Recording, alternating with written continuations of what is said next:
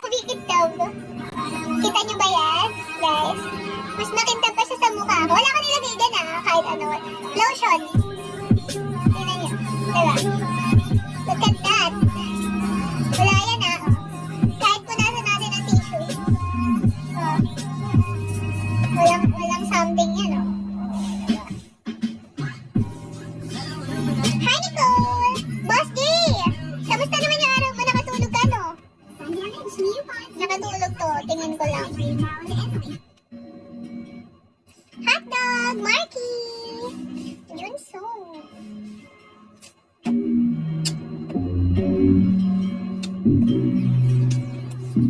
That's me! I don't know how she got me lazy right now. To my leg.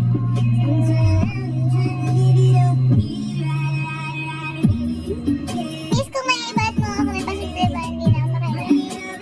Oo, kaya mawawala ka na pagkatapos mo. Nagugutom ako? Oo, pagod na pagod ba si Boss J?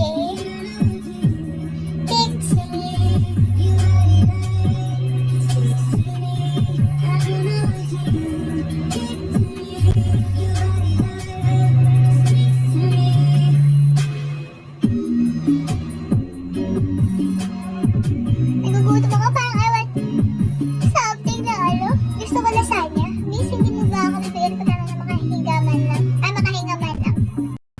Sa pagkakabalot ng midship. Hindi kita bibigyan ng chance. Ano daw, ang tagal mo kaya natulog na ako tapos wala pa chance.